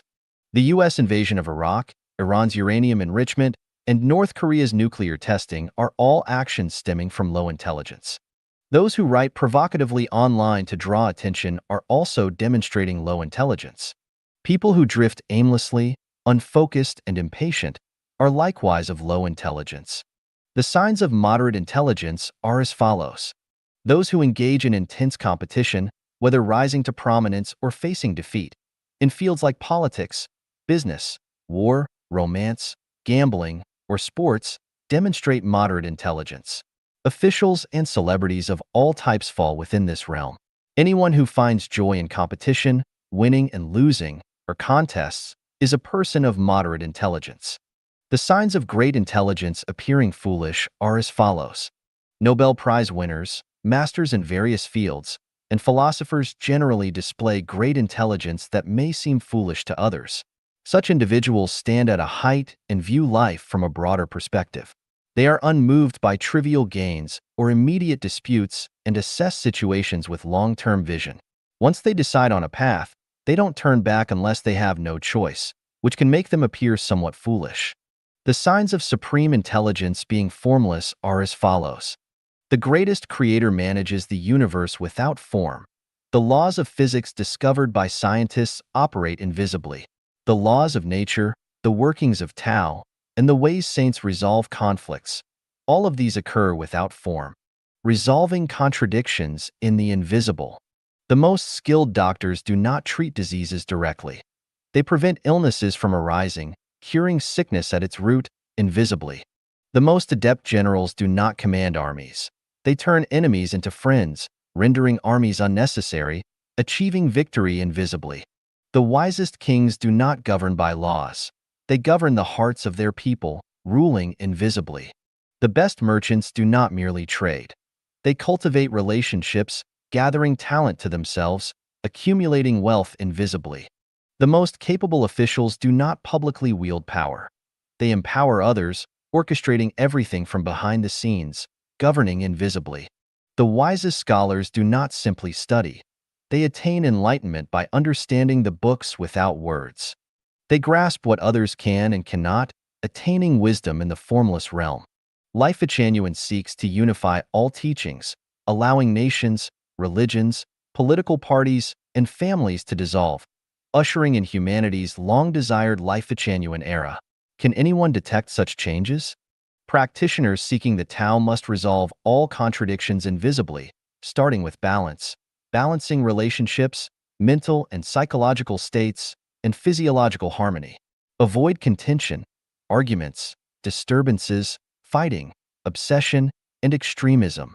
In daily life, attend to your responsibilities, respond swiftly to emergencies, and handle relationships thoughtfully, whether with superiors, subordinates, family members, or neighbors. Show respect when required and maintain humility when needed. Avoid disputes, remain calm, and wait for the right moment to resolve disharmonies invisibly, allowing everything to unfold naturally. What is the secret to resolving myriad contradictions invisibly? The answer lies in thought. Thinking is a form of spiritual power, an invisible force. Use this invisible power to resolve all visible conflicts and contradictions. 最容易获得的最珍贵. The most easily obtained is the most precious. Xie Heaven has a benevolent nature that cherishes life, and a noble person has a heart to help others achieve good. The earth nurtures all things, and the way of heaven governs and transforms everything. The strong have their paths, and the weak have their roles. The weak, like earthworms, are well provided for, while the strong, like tigers and leopards, may meet their demise halfway. The grace of heaven bathes all living beings. Reflecting on the vastness of the universe and feeling the nurturing of the sacred spirit, one contemplates in silence, holding gratitude in their heart. The most easily obtained is often the most precious. Fish swim in water. Without it, there would be no fish. Humans breathe in air. Without it, they perish. Air is the most precious and the easiest to acquire. A person can live without gold or silver, just as a horse can run without a copper saddle. Air arrives effortlessly at our mouths and noses, allowing us to breathe with ease. Water flows through both sky and earth, incredibly precious, yet easily accessible. Salt, abundant and immeasurably valuable, is easily obtainable. Sunlight, shining upon all things, is extraordinarily precious and the easiest to acquire. Parents, with their bonds of flesh and blood, are extremely precious, a gift received without effort. Indeed, it is a proven truth that the most easily obtained is often the most precious. This is a gift from the greatest Creator. We need to stay highly aware that everything that comes to us easily is precious. Praise and encouragement easily gained are valuable. Work easily obtained is precious. Love and friendship that come easily are priceless. Easily found paths are precious. Students, disciples, teachers, and mentors that come into our lives without effort are treasures. Life itself, easily obtained, is precious, and death, when it comes peacefully, is equally so. The great way is very simple, but people prefer shortcuts, said the sage Laozi. He meant that the flattest, easiest path embodies the essence of the great way. Yet, people often abandon what is close for what is distant, forsake what is easy for what is difficult, and overlook the most ordinary things while chasing the extraordinary. Laozi criticized this as not the way. It is not the great path but a misguided one. People tend to have a cognitive bias in their thinking. They often ignore what's close and undervalue what they already have, placing greater importance on things far away, things they have not yet attained, or things that are hard to acquire. For example, we often take siblings for granted, spending energy to befriend strangers instead. This is a mistake. We should first cherish and value the relationships that are close and easily found. Distant relatives are less valuable than nearby neighbors, and neighborly relationships are crucial. They deserve our care and respect. People in Jesus and Buddha's hometowns did not appreciate them, reflecting a common cognitive bias. In China, it's not unusual to look down on close friends or colleagues who achieve greatness while applauding strangers.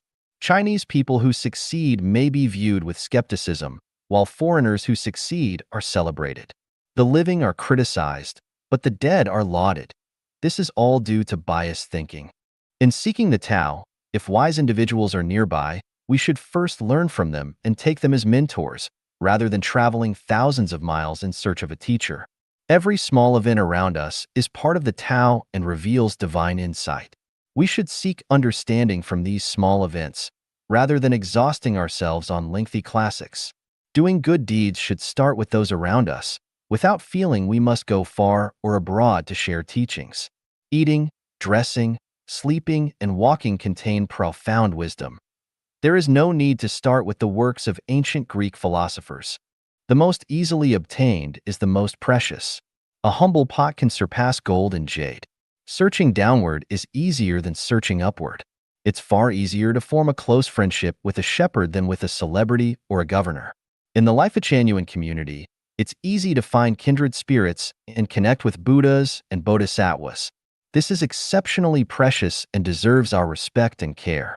We should not think that what is easily obtained lacks value.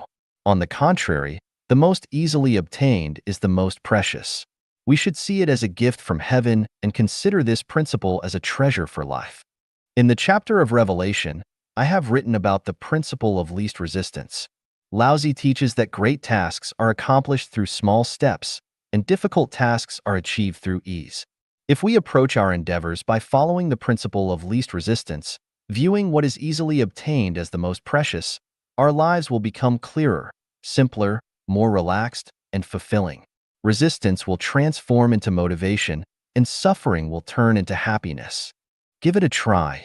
神奇的第一次. The magical first time. Xiefeng.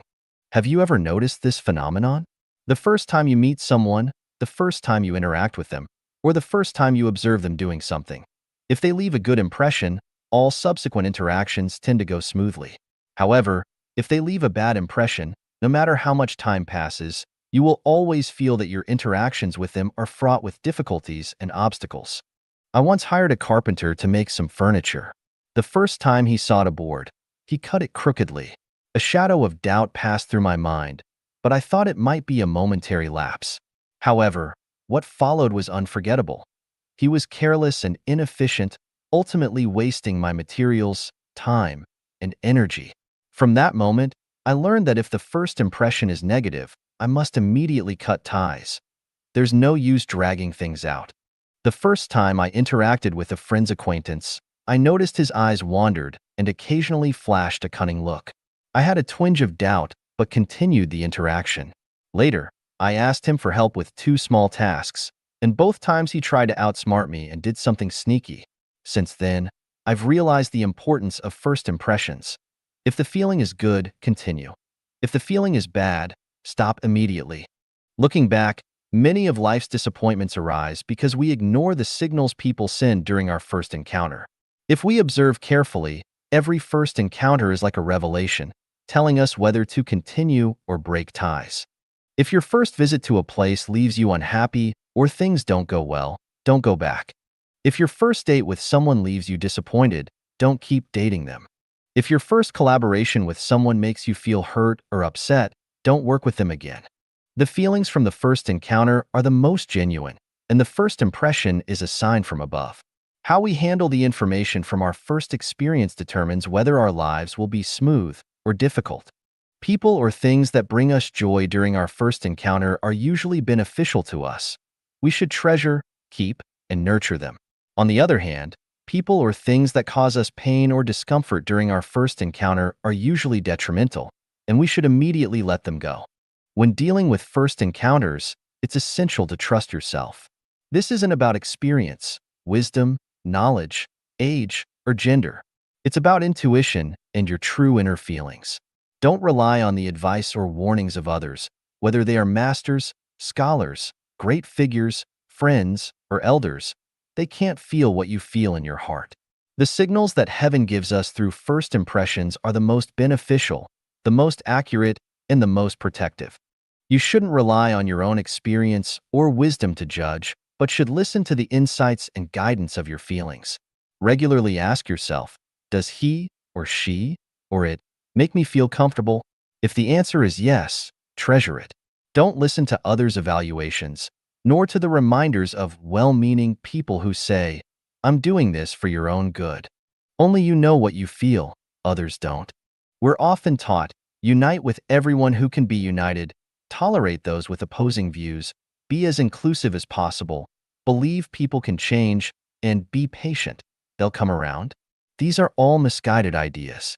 A person's transformation requires hundreds or thousands of years of cultivation, and patience belongs to the divine, not to us. We have only a few decades to live, and it's a painful waste to spend that time waiting for others to change. We should seek out people who bring joy and happiness to our lives. Why endure long-term mental torment and emotional abuse? Birds of a feather flock together. Ignorant people gather with ignorant people, worldly people with worldly people, mortals with mortals, sages with sages, and celestial beings with celestial beings. When they're together, even playing in the mud can be fun.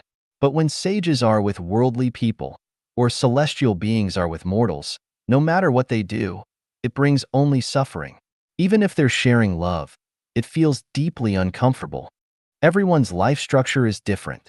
Water and milk can mix, but water and oil can't. Pigs stay with pigs, sheep with sheep. People should be with those whose spirits resonate with theirs.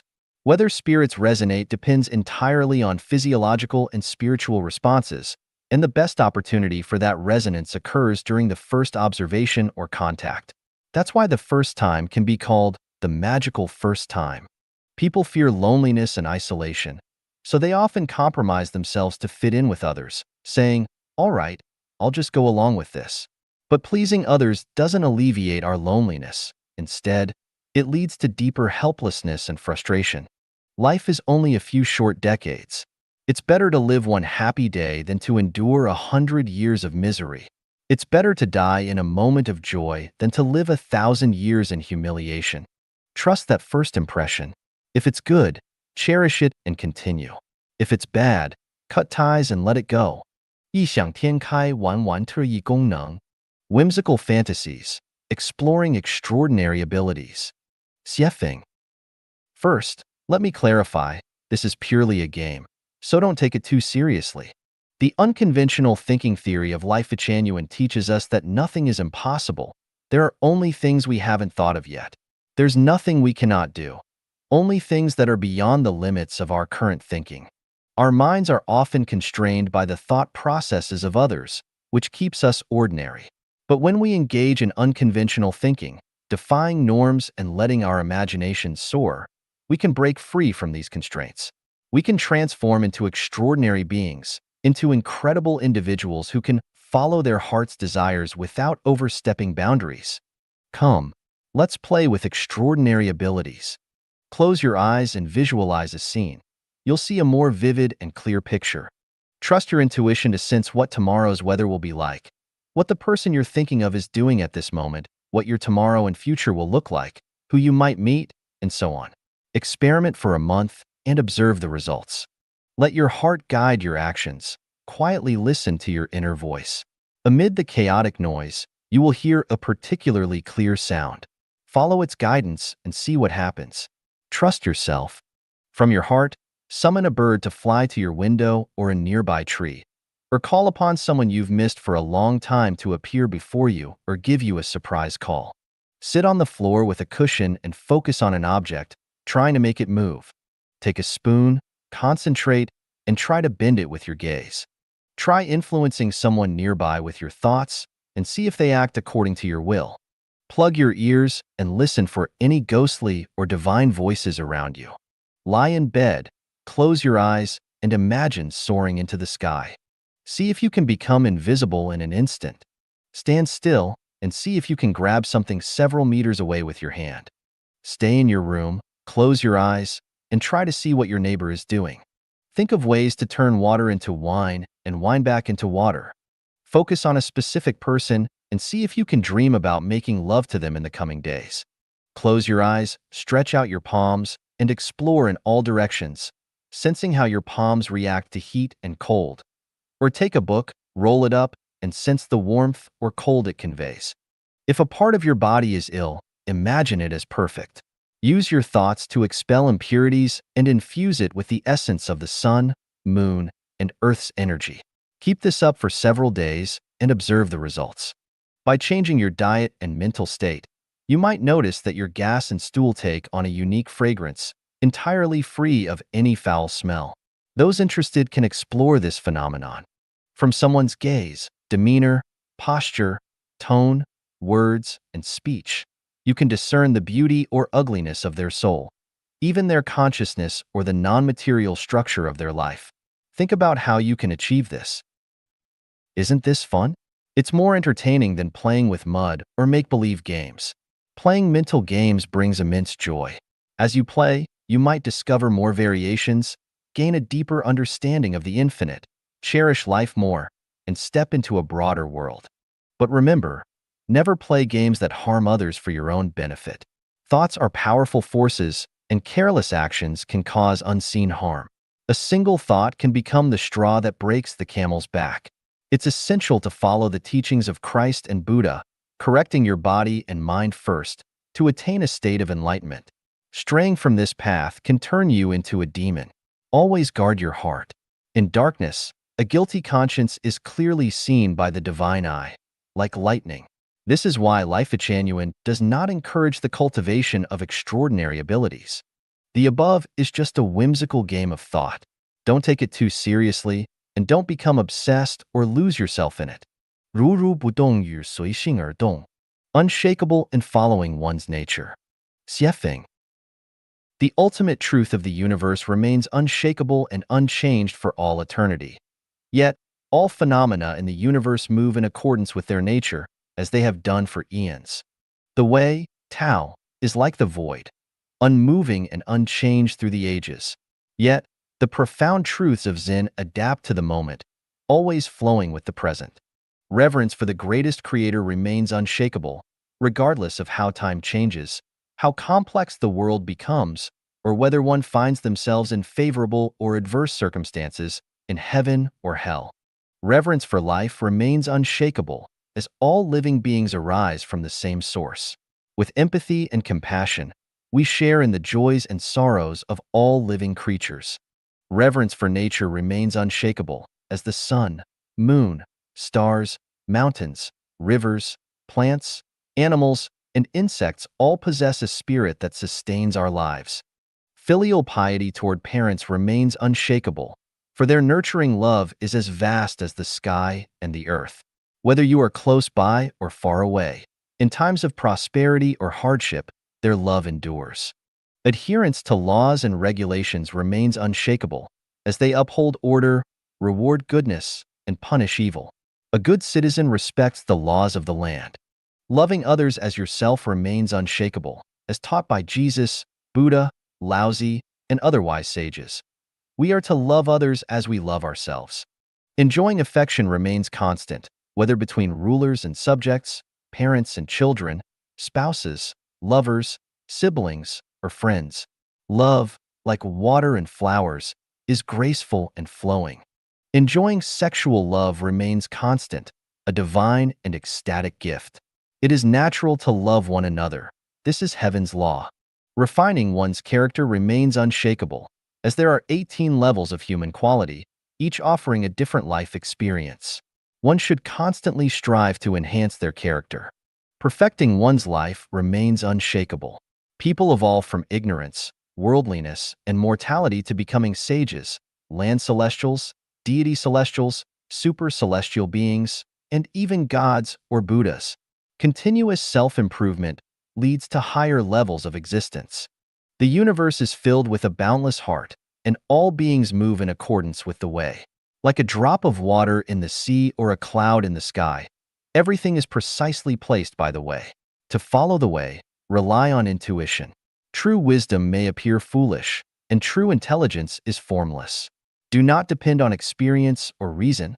Logical deductions will fail, and scientific experiments cannot prove everything. Instead, follow your nature. At a crossroads, follow your nature. Do not rely on intellect. Listen to the guidance of your inner spirit. When facing a dead end, follow your nature. Let your heart guide you, whether to go up, down, left, or right. The best solution may be to abandon rational thought. In matters of success and failure, follow your nature. Blessings may hide within misfortune, and misfortune within blessings. The greatest creator's arrangements are always in your best interest. When choosing a career, follow your nature. What comes most easily is the most precious. What flows naturally is meant for you. At the ends of the earth, follow your nature. Take a plane if it comes, a carriage if it comes. Root yourself wherever the wind blows and blossom there. At the moment of life and death, follow your nature. The way's arrangements are perfect, without error. The more you struggle, the more you suffer. In adversity, follow your nature. The way rewards and punishes clearly. Do not force yourself to exceed your limits. When confronting evil, follow your nature. Whether to fight or retreat like a turtle, listen to the voice of your spirit. Do not be led by anger or hatred. When facing the opposite sex, follow your nature. Attraction or repulsion arises naturally, and your body and mind will react accordingly.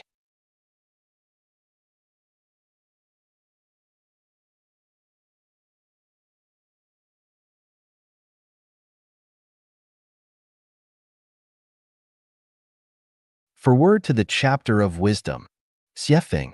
Translation edited by Qin Yu. Fame knows no bounds, business opportunities are limitless, learning is infinite, and wisdom is vast. Just as steel becomes harder with an increase in carbon content, people become wiser with the growth of wisdom. Knowledge is acquired, while wisdom is cultivated. Knowledge is a summary of experience. Wisdom is a product of thought. Knowledge represents the branches, twigs, and leaves. Wisdom is the fragrant flowers and abundant fruits. Archimedes used his wisdom to repeatedly thwart the powerful Roman army's advances. Bill Gates, through his wisdom, ushered humanity into the age of networking. The Buddha remains immortal through his wisdom, and Jesus shines with a divine halo because of his wisdom. Oh, wisdom! You are the symbol of strength, the source of wealth, the bridge to the mysterious, and the touchstone for distinguishing truth from falsehood. You are both the fierce storm and the bright spring sun, both the weapon of the devil and the arm of the angel, both the olive branch that transforms swords into plowshares and the smoke of war in times of chaos. A mind without wisdom is like a barren desert, pale and desolate. A mind with wisdom is like a beautiful landscape, full of splendor. Nature is mesmerizing and captivating due to its ever-changing phenomena. People are admirable for their rich wisdom. Seeking wealth is not as valuable as seeking wisdom. Wealth is lifeless, while wisdom is alive. Wealth may disperse when a person dies, but wisdom shines even more brightly upon one's death. Wealth can be stolen, lost, or robbed, but wisdom always accompanies its owner, illuminating their life. Wisdom is boundless and inexhaustible. By engaging in deep thought and research, wisdom emerges from all phenomena. Through meditation and reflection, wisdom can arise at any time and place. Wisdom can transform decay into magic, give wings to thought, serve as the lever to move the earth, and act as the rainbow spanning time and space. It is the warm sun in winter, the cool breeze in summer, the flowers of spring, the fruits of autumn, the oasis in the desert, the willows in the Gobi, the torch rising in the darkness, and the scattered islands in the vast ocean. People become great because of wisdom, broad-minded due to wisdom, rich in depth because of wisdom, and have a promising future due to wisdom. Conversely, people are impoverished due to a lack of wisdom, incomprehensible because of a lack of wisdom, drifting and unstable because of a lack of wisdom, and their life and life become dull and colorless without wisdom. The source of wisdom comes from the greatest creator. Only by following the way of the greatest creator can one cultivate boundless wisdom. Wisdom that benefits humanity originates from reverence for the greatest creator, reverence for life, and reverence for nature. Wisdom that harms humanity stems from selfishness, greed, and lawlessness. The chapter of wisdom is but a small wave on the ocean of wisdom. Like the chapter of Revelations, its purpose is to inspire the thinking of Chanyuan celestials, guiding everyone into the magnificent palace of wisdom, appreciating the vast gentleness of the ocean of wisdom, experiencing the expansive brilliance of the space and time of wisdom, and climbing toward the highest realm of life and life under the illumination of the light of wisdom. Along the way, let us gather the pearls of happiness and extend our lives to the celestial islands continent of the Elysium world. 石头渡河, crossing the river as stones. Xiefeng. Translation edited by Qinyu. Under the golden sunlight, the sky was vast, with light clouds drifting and a gentle breeze blowing. A great river sparkled as it flowed slowly. To the east of the river lay a boundless sandy beach, barren and lifeless, with only a few foxes coming to drink from the river in the evening. Occasionally, a lizard could be seen scurrying across the scorching pebbles in search of food, and crabs would sometimes crawl ashore, glance around, and then quickly dive back into the water. On the west side of the river, the scene was entirely different. Instead of a sandy beach, there was a lush wetland filled with herds of cattle and sheep, cranes dancing in the sky, frogs leaping about, and fish and shrimp swimming freely. The river was the boundary, and the scenery on either side was as different as heaven and earth, utterly contrasting. Whenever a light drizzle fell, white mist would spread, or when the clouds reflected the setting sun and a rainbow appeared faintly, a young stone on the eastern shore, named Shirtu, would fall into deep thought. He longed for the scenery on the other side and was tired of the lifeless sandy beach where his family had lived for generations. He wanted to go to the other side, to enjoy the beautiful scenery on the west bank.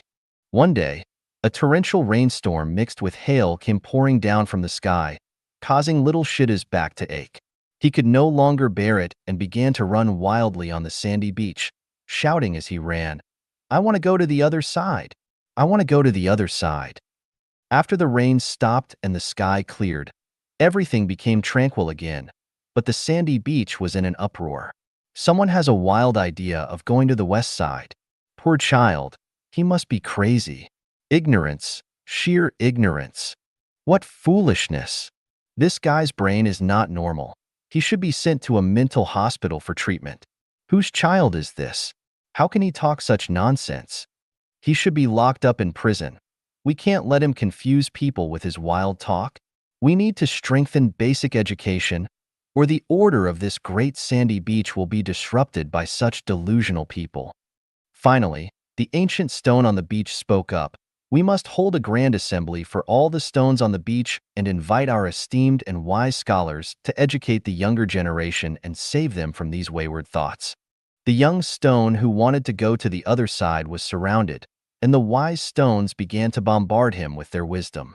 You want to go to the west side? Isn't that just wishful thinking? Have you ever heard of a stone crossing the river? Child, we can't entirely blame you. We elders haven't given you enough basic education. You must understand that if a stone tries to cross the river, it will inevitably drown. The weight of stones is greater than the buoyancy of the river's water, so stones cannot float on water. The conclusion is, stones cannot cross the river. Don't indulge in fantasies. Accept your fate. Stones are not birds. We cannot reach the other side. Poor little Shirtu was completely confused by the well-meaning education. He hung his head, tears welling up in his eyes, muttering only one sentence, "I just want to go to the west side," as he silently withdrew from the crowd to live in solitude. One day, a few stones of the same age came to find him. They also yearned for the life on the west side. They came to the riverbank and gazed at the picturesque scenery on the other side, and began to chatter excitedly among themselves.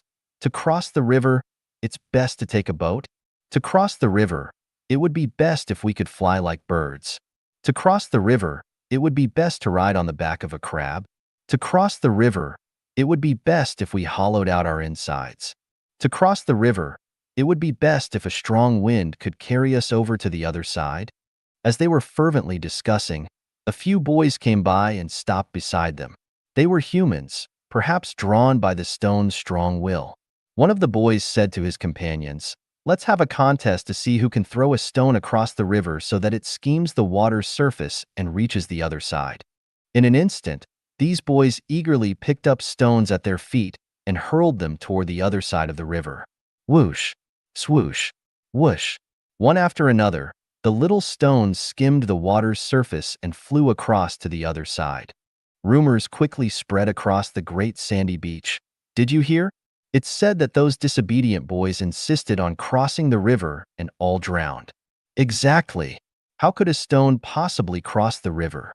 It's no surprise they drowned. From now on, everyone must be vigilant. We must not allow fanciful ideas to take root, and we must prevent our children from going near the river. Living within our means is the key to a safe life. We stones can never cross the river. As the old saying goes, if you don't listen to the elders, you'll drown in the river. Can stones cross the river? Can humans reach the celestial island's continent? 我的6个小时上哪去了? Where did my 6 hours go? Xiefeng. Translation edited by Qinyu. Everyone has 24 hours in a day, or so we think. But hold on a moment. On April 30th, 2005, I only had 18 hours.